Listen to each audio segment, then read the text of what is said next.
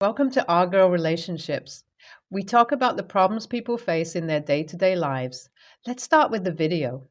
My wife's family has this yearly tradition where they all get together to celebrate familial bonds, and it's a really big deal for all of them. They've turned it into some kind of fair or competition to brag about their yearly achievement or to boast about how good their kids are. Honestly, I think it's a great idea because it gives us an opportunity to escape our daily lives and let loose.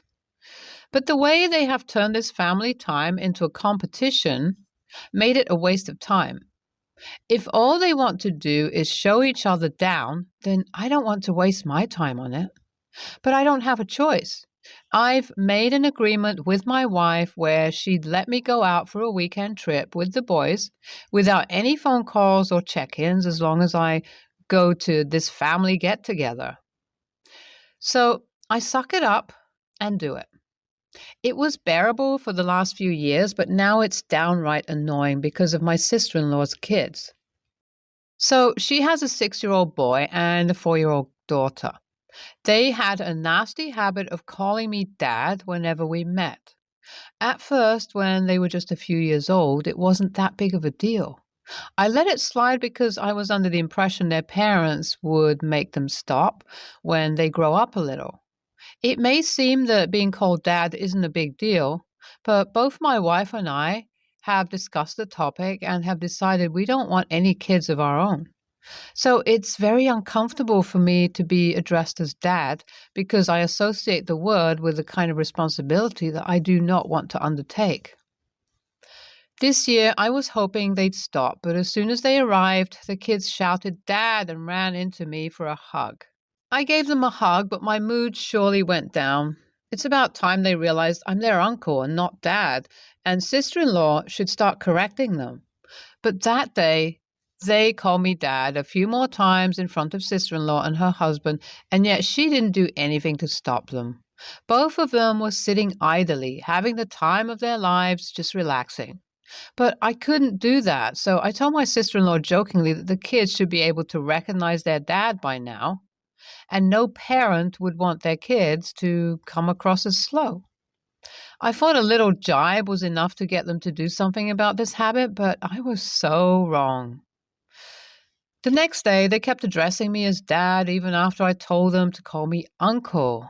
I was already at the end of my wits with my wife's extended family trying to show me their family pictures on phone or talk about how they bought a new place or got the old one renovated. The only topic of conversation they have is always something big and flashy, and I wanted nothing more than the week to be over. My only solace was being with my wife, and unfortunately, she was busy with her mom when the kids called me dad again. I had had it enough, so I went and told sister-in-law that this habit of their kids is making me uncomfortable, and she should ask them to stop. She looked at me funny as if I've offended her entire bloodline and said it wasn't a problem until now, to which I said they were too young to understand the difference at that age, but they've grown enough to know who's the uncle and who's their dad. So I asked her to talk to them, and she said she'll do it. I felt a little relieved and even guilty for losing control, but 2 days later, whatever guilt I had just vanished. There was this game they all played to include both the kids and parents in the same activity. The pairs were usually one kid with one parent. My sister-in-law's husband was drinking heavily that day, and when the time came to play the game, he was too tipsy to walk straight. So he told his oldest that he'd have to sit out this time. That's when the kid approached me and said, "Dad, will you come and pair with me?" Instead of answering him, I stared at sister-in-law. Being called dad was one thing, but to participate in a dad activity is something far beyond the line. But sister-in-law was once again silent, so I told her son that I can't go with him as I'm not their dad. But his face dropped, and sister-in-law's husband took one look at it and clapped me on my back, saying, "Don't be a party pooper, and just have fun." My wife and sister-in-law joined him and cornered me into thinking I'm being dramatic and I should just go with the kid. But this was too much for me. I told my wife I can't do this and she should understand it, seeing how she knows I don't want kids exactly for this reason. But sister-in-law and her husband started protesting, saying I'm being unfair and overdramatic, and if I really hate their family, I should leave. They said I had no right to do something like that to my wife, and that sent me over the edge. I went inside the house, packed my bags, and left the place instantly. The following day, my wife came back home and said what I did was incredibly insulting and embarrassing for her. She said I should have thought twice before walking out in front of the whole family and that our agreement doesn't stand anymore. So I told her how I've already mentioned to sister-in-law and to my wife how being called dad makes me uncomfortable and they shouldn't have tried to force me, so it's not entirely on me. But that only escalated the situation more. I ended up having a huge fight with my wife and now she's giving me the silent treatment. In any other situation, I would have apologized first, but I really think I'm allowed to express things that make me uncomfortable. And if being called a dad is one of them, others should understand. Am I really being an a-hole here, or am I right to be annoyed? Was what I did really too far of a step? It's been over a week and my wife and I are still not talking. This is the longest we've gone without communicating, and I don't know how to feel about this one. I understand that I might have overreacted a little bit by walking out of that place without my wife, but shouldn't she understand how this could actually be a big deal for me if I'm still refusing to feel guilty about what happened? In other news, my mother-in-law called me yesterday and advised me to think about how important this family get-together is for everyone, because apparently I, being an only child, find it hard to grasp the concept of togetherness. Like, excuse me? I might have been an only child, but I am definitely not still a child. I knew what kind of family I was marrying into, and that or the get-together has never been an issue. I feel like everyone is forgetting about why I reacted the way I did and is focusing on how my walking out affected my wife. Anyway, I didn't want to be any more rude to anyone else, so I let mother-in-law get everything on her mind out and then politely excused myself and ended the call. All that conversation did was make me realize how unseen I'm feeling in this family and how I need to have an honest and open conversation with my wife about my side of things. So I talked to my wife after 12 days of giving each other the silent treatment. I couldn't do it anymore as it was starting to affect my work life and I need the healthy peace back in my life. So I texted her. We needed to talk, and that evening we got down to have a proper conversation about what happened.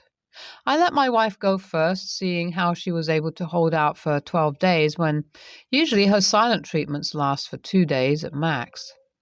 She told me that her main issue was the fact that I got up and left without standing my ground in front of everyone.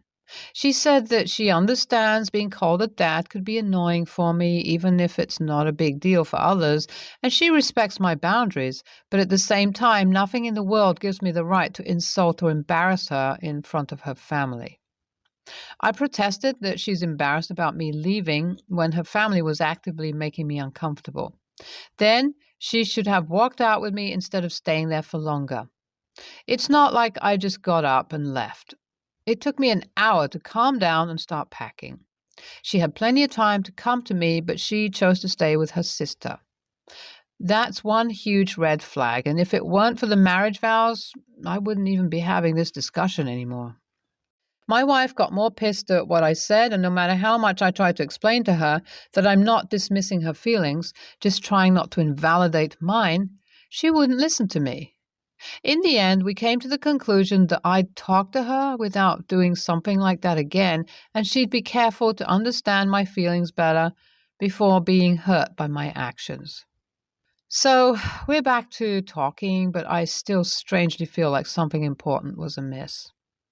My wife told me today about the call she received from sister-in-law. Apparently, sister-in-law thinks that I'm still wrong and that it's fine for the kids to call me dad. She told my wife how she was waiting for me to realize that and apologize to them for being rude last time, but now she's given hope and has accepted the fact that I'm just uncourteous and impolite. She'd even tried to tell my wife that she could have done better than me, which is insulting on so many levels. My wife didn't put up with any of the shade sister-in-law was throwing at me and told sister-in-law without sugarcoating her words that she supports me and that sister-in-law should be better off teaching her kids who their parents are, just in case they go around calling a bunch of strangers their dad. She didn't even give sister-in-law a chance to say anything and hung up after saying never to call her again just to talk shit about her husband. The sheer feeling of being proud inside me was unfathomable when she told me about the call, and any lingering anger I had just vanished. I'm glad that at least my wife understands where I'm coming from and didn't let her hurt emotions come in the way of her love for me. YTA, I was with you until you said you walked out on your wife. That's where you went overboard. You should have asked her to come with you or given her an ultimatum to really drive home the seriousness of the situation. But you just left her hanging, and if there's anything worse than outright hatred, it's neglect. NTA, not the a-hole. Sister-in-law is the one responsible for this whole mess, and you don't need to apologize to anyone for it. My mother-in-law is very religious. Like watching Harry Potter is a sin religious. Her son, my husband, is not at all. My family is also not religious. My dad was left-handed and went to Catholic school, so as you can imagine, he had a bad time there that left him with a lot of trauma. He passed away a few years ago. One of my biggest pet peeves is when people say he is watching over me. That's fine if that's what you believe, but it's not what I believe, and to me, it's just sugarcoating the truth. He is gone forever. He isn't watching over me, he's just gone, and I accept that.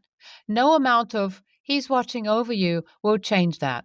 I have told her this before, if she could just cool it with that talk about my dad, especially for the wedding.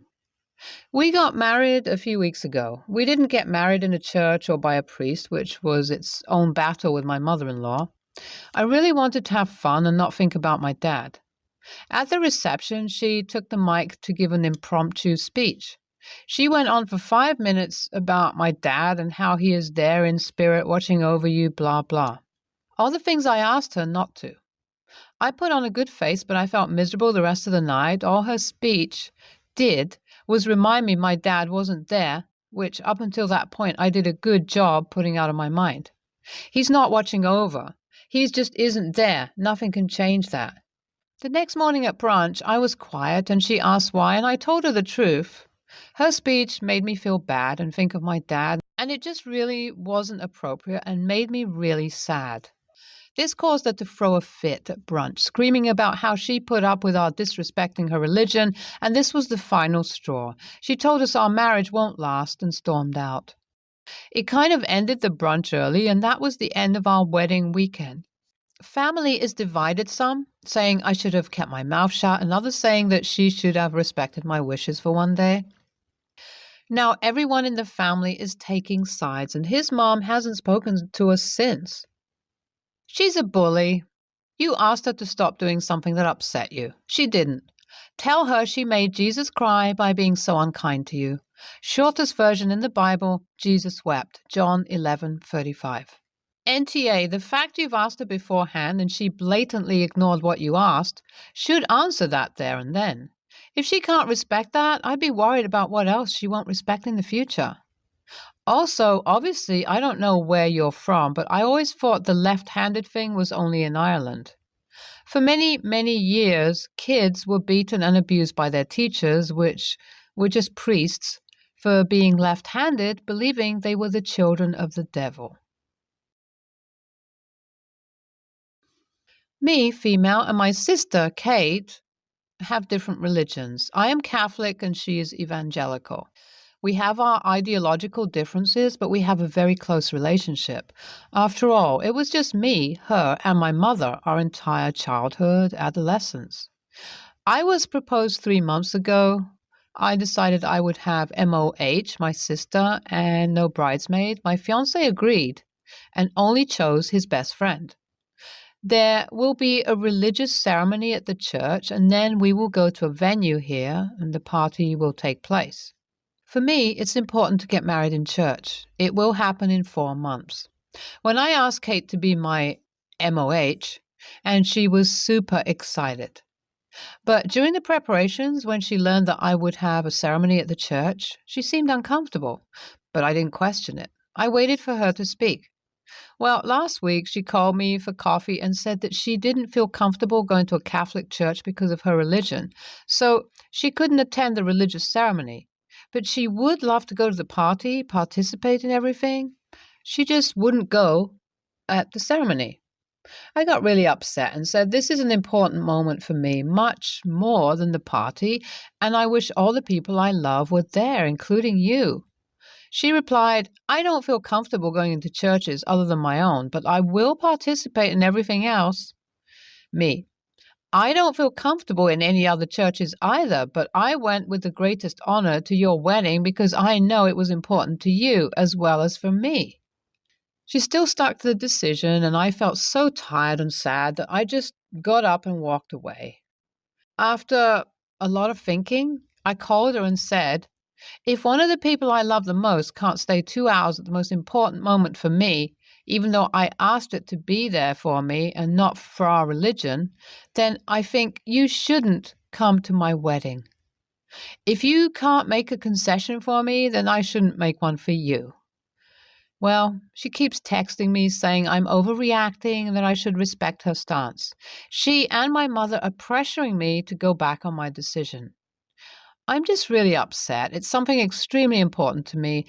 I would like to have her be there and on my side, but she doesn't want to, and I feel betrayed because I did it for her and she didn't for me. AITA? NTA. If her faith is that fragile that being in a building where people practice a slightly different method of faith to the same God she worships, then she is beyond ridiculous. Write her off. Her fragile faith is more important to her than family. A MOH who feels okay with refusing to be at the wedding. Unbelievable. My wife and I currently live with my mom. It is super embarrassing, and believe me, we are trying to get out, but we had no option for the moment. My mom and my wife have never gotten along, and my mom is a pretty shitty mother-in-law. I'm on my wife's side 100% and shut it down when my mom starts. Sunday was my wife's birthday, and my wife is huge on birthdays. We had a whole day planned, and I had some extra surprises. I know from previous years that she has sky-high expectations for birthdays and gets disappointed if there is any setback. We were getting ready to go out, and my mom fell down the stairs. It was totally her fault. She was running in heels. Obviously, we both went to her, but she was adamant that she didn't need help. I told her she needed to go to the emergency room as she couldn't move her wrist and was quite literally withering in pain.